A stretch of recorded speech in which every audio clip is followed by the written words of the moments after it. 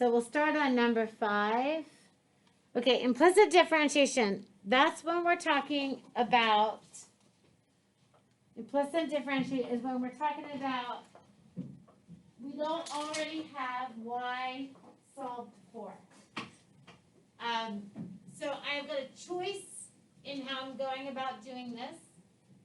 I can either try to untangle y, get it by itself on one side, equal sign, and then differentiate the equation and already have dy dx already solved for, or I can just go for it and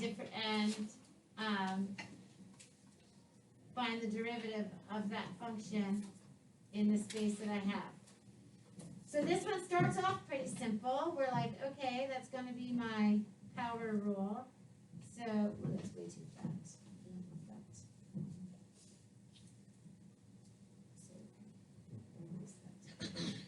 So we'll say 8x to the first power is derivative of the first term. That's awesome. So here's how I got tangled up in my negatives. When I say minus, change that one too. When I say minus, I'm going to go ahead and differentiate this whole thing inside a parenthesis and then distribute that negative. I didn't do that the first time and I lost track of the negative. So we're going to talk about these two things, and we need to know that this is my power or my product rule. I can say it's 2x to the 4th times y to the 4th. So I want to make sure that I understand that that's my product.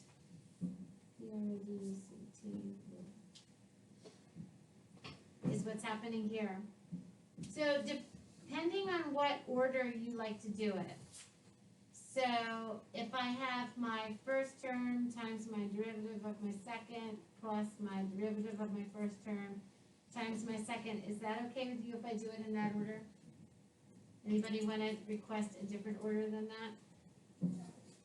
Because I know sometimes I end up doing it the way you're like, that's backwards and it's confusing, so I want to make sure that we are all okay.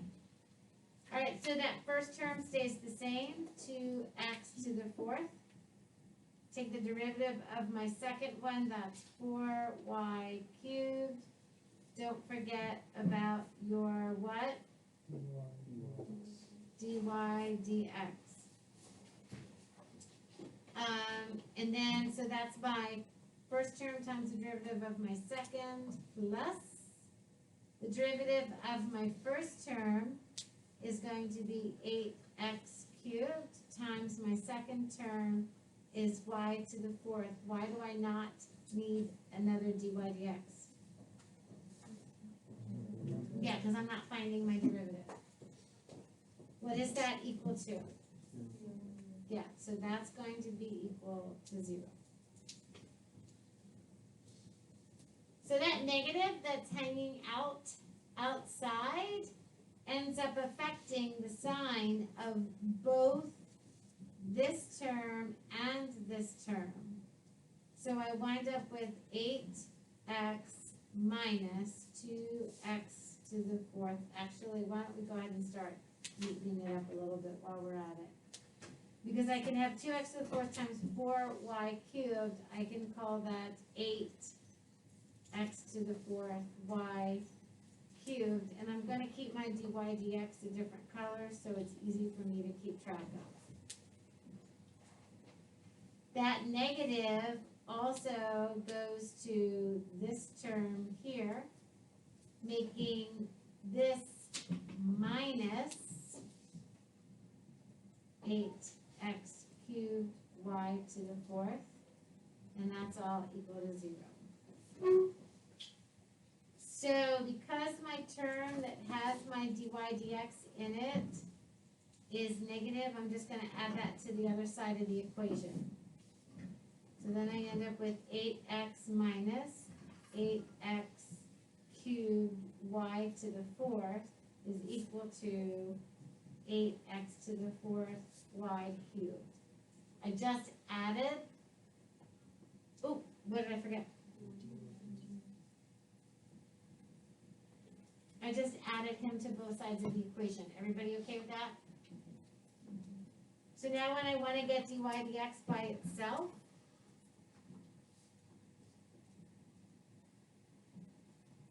all I need to do is divide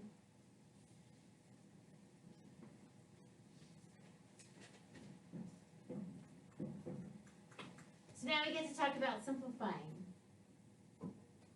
So this is cool, because I set it up that way. But I also have some 8s, because I can take an 8 out of every term. And then I can also take an x out of every term.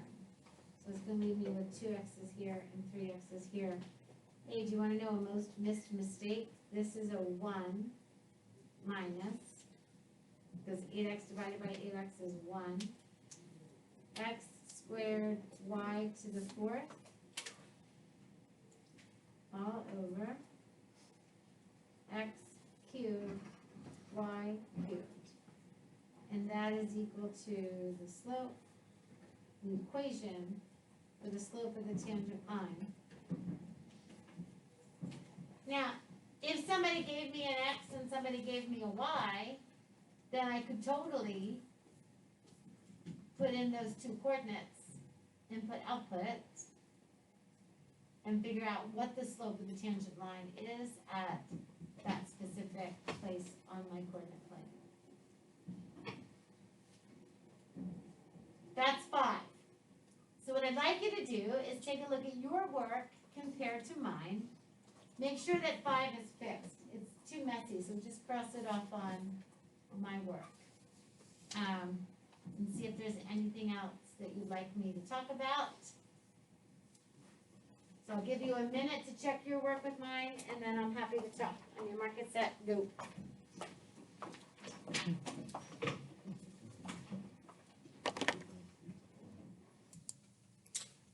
A general question is that last one, which we'll definitely talk about and go over for sure. Anybody want to ask any questions on the ones on the front page? So before we get to that last one, how did you do with 1, 2, 3, and 4? Any issues there? How did you do with 5, 6, and 7? Any issues there? Check your work with mine. We good? Yeah? Okay.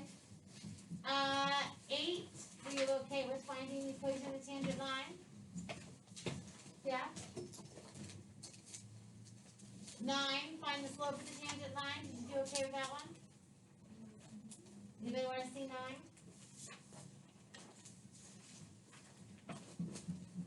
And here we are at 10. So 10's our only sticky spot. That's pretty good. That's pretty good. All right, you guys ready? Here's what you most likely, I guess, was it you, Kaylee, I was talking to? She's like, how was I supposed to do that? I'm like, well, it's part of the baggage that you carry with you from geometry to algebra 2. And algebra 2, pre-calc, and pre-calc to calculus is the equation of a circle. You learned that back in geometry. And you talked about it a little bit in algebra 2, but definitely in pre-calc. So the equation of a circle is x squared plus y squared is equal to r squared. So we have this graph of f of x is shown below, and I got to tell you something, nobody cares about this part of the graph. So we don't need to worry about that part of the graph. And here's why we don't need to worry about that part of the graph. It's not where my point is. This is where I'm talking about my point being right here. So it says the graph of f of x is shown, and it consists of a semicircle and 2 line segments. All we care about the fact is once somebody tells us it's a semicircle, we're good to go. Hey, I can get my radius from my graph. What is my radius? 2. So the equation of this semicircle is x squared plus y squared is equal to 2 squared. If I'm looking for f prime at 1, I'm going to go ahead and take the derivative. Umeza says, what's up with this dy dx? Billy might be thinking this too. So here's the thing, we have a choice. This is called an implicit equation as opposed to an explicit equation. Who can explain the difference for Mesa and Billy, who weren't here last time? The difference between implicit and explicit. On your mark, set. All your hands are in the air. Because you all know the right answer. Who can tell me? Explicit versus implicit. Go ahead, Kiara, give it a go. Okay, explicit is when you have like y on one side of the equation and then like everything else on the other side, like just y by itself or like after x or something. And then implicit is when there's like a y on both sides and or an x on both sides, or like y is like to a power or something. So you have to like mess with the y and it's not just by itself. So I totally loved your explanation. And here's the thing that I remember the most from Algebra 1. Do you remember when we were in Algebra 1 and we knew that y is equal to, and we could say mx plus b? This y is explicitly solved for. So if we were doing one of those problems where you're like, Joey walks dogs every afternoon, and he wants to make, how much does an Xbox cost these days? How much? What? $500 for an Xbox? Yep. Is that what people, is that the go-to system, or is it PlayStation? Does anybody use PlayStation anymore? No. I do A PlayStation? I just bought the 5. Brand new? Yeah. I got the 5. My kids always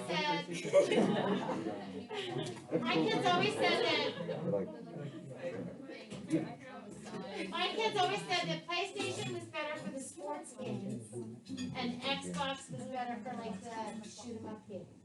I don't know. I bought it just like So I bought my kids a PlayStation because I didn't like them shooting each other. Hey, wait! Aren't you so curious about Joey? Joey wants to make $500 to buy this video game system, and he makes $10 every time he walks a dog. How many dog walking jobs is Joey going to have to do? Right. He's got to have to walk 50 dogs together. Okay. Right? No, dog walking is all under the table. No, I'm saying like with the PlayStation. It's more than $500. It's like It's like It's yeah. 5. Shut the front door. You guys need to spend. Just forget the video games and just get out and be a social person. Okay.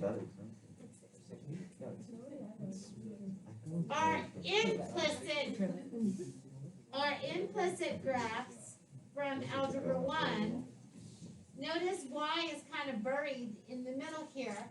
So here's the problem. A lot of the equations that you wrote in standard form in Algebra 1, you weren't necessarily able to solve for something specific because there were multiple rates. That's why you wrote it in standard form. The classic example is, I don't know, the band is holding a spaghetti dinner as a fundraiser. Student tickets are $5 each. Adult tickets are $10 each. They're trying to make $500 so they can buy a game system for the bus rides. I don't know. So how many tickets? And you've got two different stories. So do you see how y is embedded? So when we talk about an implicit function, if I wanted to solve for y in this easy situation, I could. I could totally subtract ax from each side and then divide by b. And then I could go ahead and take the derivative of that. But here's the thing, that puts me dealing with either a quotient or some complicated function. So what mathematicians have figured out is if you can't or don't want to solve for and isolate y, you can leave it as an implicit form and just take the derivative as you go. So when I take the derivative as I go, 2 times x is the derivative of 2x. And then I know 2 times y is the derivative of 2y, but I need to remember I'm solving for the change in y compared to x. So I need to make sure that I'm understanding that I am solving for dy dx.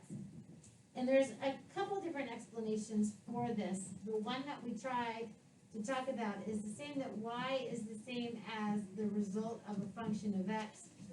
So if you want to consider this as the chain rule as you're going, about how you're solving for the derivative of y, and then what's inside, you have that dy dx.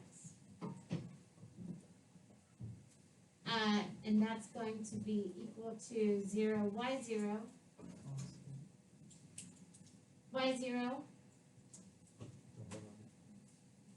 because the derivative of a constant is 0, okay. So do you remember last test when you all got mad at me for not having a notation for a derivative? Yeah. Remember that? Remember? You're like, I hate you. Anyway. What ends up happening is if I was solving this explicitly, I would tell everybody I'm working on y prime.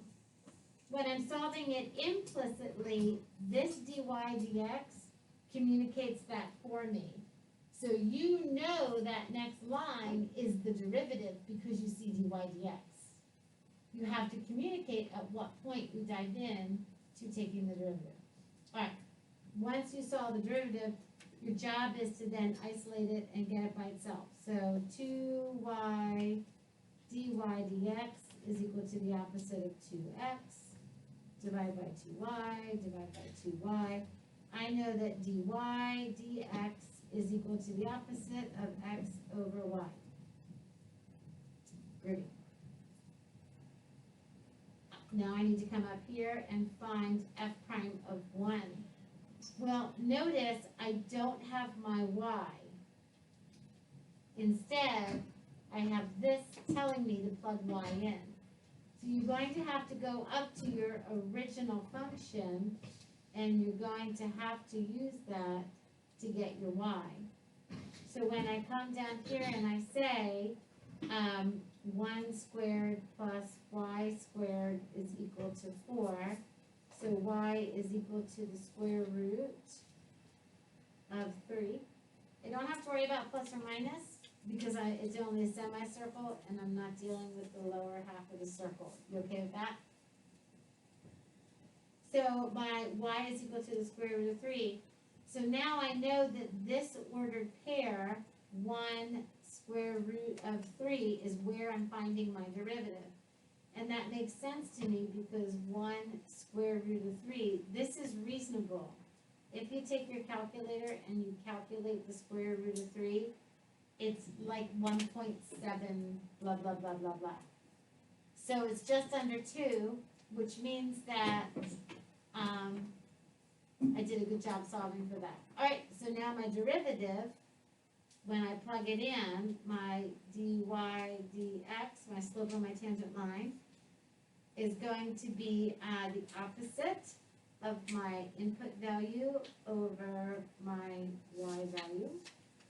And then when I go ahead and I rationalize my denominator, that's going to be the opposite of the square root of 3 over 3. Now, if you take that and you figure out that graphing calculator-wise, you're going to see that that's a slope of about -1/2, which is a pretty good estimate for that slope of the tangent line. If they ask me to go one step further and you're like, but they didn't, and I'm like, but they could, if someone asks you to write the equation of that tangent line, you totally can. And it all starts from knowing that y minus y1 is equal to your slope times x minus x1. What do we call that format?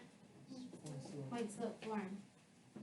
So I know that I have y minus y1, which didn't I figure out was the square root of 3, is equal to your slope, which didn't I figure out was, square root of the opposite square root over 3 times x minus, and what was my x term? 1. So there's the point slope form of the equation of the tangent line. So y is equal to negative root 3 over 3 times x plus root 3 over 3 plus the square root of 3. So if I call this 3 roots of 3, I can add them together with a common denominator. Y is equal to negative square root of 3 over 3x plus, here's 1, here's 3, 4 roots of 3 over 3.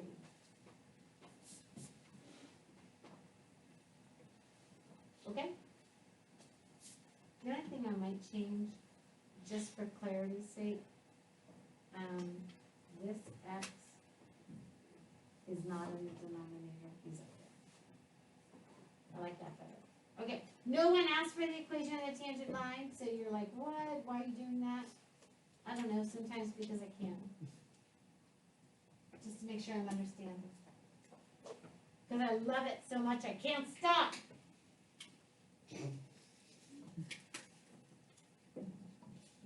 What other questions can I answer for you about homework? So we're at the point now where you just need practice. You need practice doing this, and the more you do it, the happier you'll be. So today, we are giving you practice. Would you please completely clear your desks?